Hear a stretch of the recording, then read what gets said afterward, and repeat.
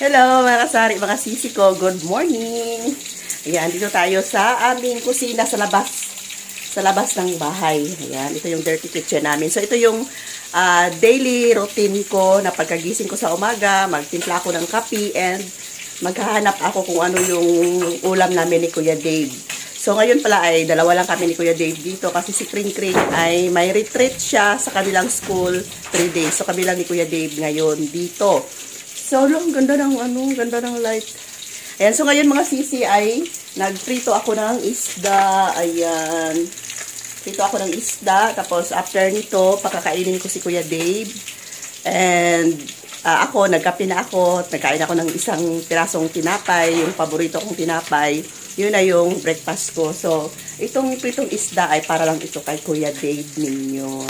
Ayan, so kahapon pala, dami kong nilabhan ng mga damit. Ito'y kay Kuya Dave halos lahat. Ito'y mga towel niya lahat. Tapos, sando and, yan, sando and shorts. Pag nagalaba ako mga sisi, hinihiwalay ko. So, ngayon kay Kuya Dave lahat. Tapos, sa susunod na araw, akin naman. Sa susunod na araw kay Kring naman. Hindi ko siya sinasabay-sabay talaga. Kasi napakarami. Sabagay, si Kring minsan lang naman nagpapalaba sa akin. So, nung isang araw, nilabhan ko kasi nga naawa ako sa kanya. Parang nasunog na yata yung pinirito natin. Wait lang.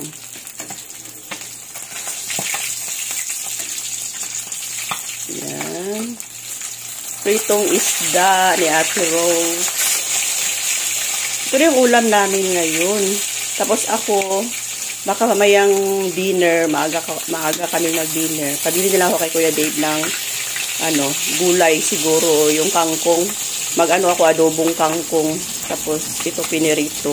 Hindi na ako mag-breakfast pa. Kape na lang yung kape na ininom ko.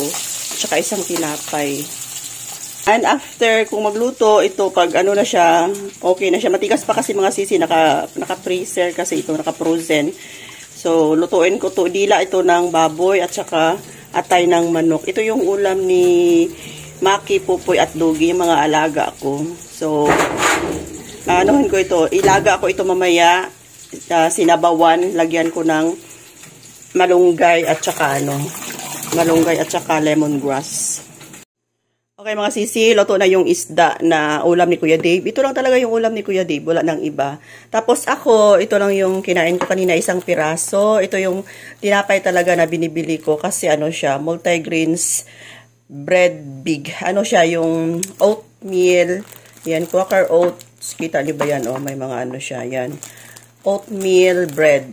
Yan, ito yung breakfast ko kapag makabili ako ng ganito.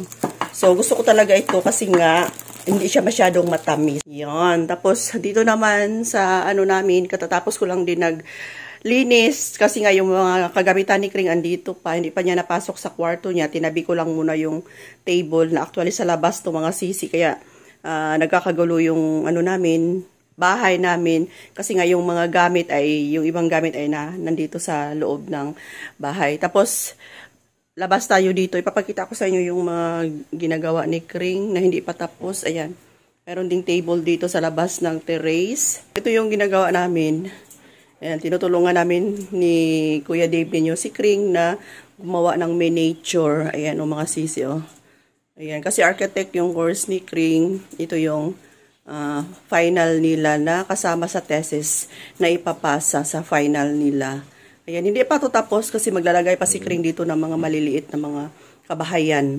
Ayan, bundok kasi ito. Yan, kung napansin ninyo. Ito yung, diba? Naka-curve siya. Ayan. So, dito lang muna yan sa labas. Ayan, dito yung table kung saan siya mag-prepare ng kanyang mga ilalagay doon. So, napakainit ng panahon dito sa amin. Lahat naman siguro mga sisi, diba? Napakainit ng panahon. Okay, so punta na tayo sa tindahan. Okay mga sisi ko, dito na tayo sa tindahan ngayon. Napakainit ng panahon kaya maglagay muna ako ng sunblock ito. Belo yung ginagamit ko kasi nga kahit nasa loob lang tayo ng tindahan, yung singaw po ng daan, ng semento, napakainit po talaga mga sisi ko. Alam nyo naman yung mukha ko ay meron na siyang sunog. Kaya lagyan ko ng sunblock. Baka madagdagan pa to. Wala na kayong makikita na mukha ni Ate Rose. Okay, so kanina pala dumating yung order ko ulit sa grocery. So kahapon, yung vlog ko ay 8,000 worth of item from grocery. Tapos ngayon, buti na lang may grocery talaga mga sisi. Nagdagdag ako ng mga juice, Nestea, tapos yung mga tang, andoon sa likod, at saka mga tubig. Kasi ito yung pinakamabenta sa panahon ngayon. Napakainit kasi. So meron tayong dalawang Nature Spring na litro. Yun pa mga sisi ko. Tapos ito, mga non-food. Nagdagdag na rin ako ng mga shampoo at saka Joy. Joy yan siya. Tapos itong dito sa box. Tingnan natin. Okay, so mga sisi ko, ito yung gidagdag ko. Ayan, Nestea. So, tigdi dalawang tie ang lemon. Tapos dalawang tie din yung apple. And itong Champion, nag-add na ako. Tapos Energien. Tapos ito, Tang na 4 seasons. Tapos, wait lang. Coffee Mate. Tapos, kape na stick. Crispy fry. So, kapag nag-order ako ng crispy fry, 14 pieces na talaga yung nilalagay ko para hindi nila buksan. Kasi ang laman nito mga sisi is 14 pieces. And, nag-add ako, dito yung mga yung apple na Nestea. Tigda dalawa itong mga sisi ko. Tapos, nag-add na lang din ako ng mga biscuits. Tapos, nag-add ako ng kopi ko mga sisi. Nakita nyo sa thumbnail ko na meron akong bit-bit na kopi ko. So, nag-add ulit ako ng dalawa. Ayan, kasi may free siya na isa. Yan, mabenta kasi ang kopi ko brown. Tapos dito, ayan, itong mga shampoo na may free na isa. Yun, tapos ito, may mga free lahat to mga sisi. Joy, 6+1 pa rin siya. Tapos itong yellow, same pa rin siya. 6+1. Ayan. So, benta ko nito is 13 pesos. Tapos, yung benta ko ng kape pala is 15 pesos ang twin pack. Crispy fry, 20 na ang benta ko nito. Tapos, sa mga juice is 22 pesos. Energins, 10 pesos. Ayun. So, ito lang lahat yung nagkakahalaga ng 4,000 pesos. Ang liit lang mga sisi, no? Ang konti lang pala. Tapos, meron tayong gidagdag na chichirya. Ito yung isasabit ko ngayon. Tapos, so dito sa mga chichirya, flex ko lang. Ayan, marami pang laman. Punong-puno pa naman yan kasi nga kago-grocery lang natin.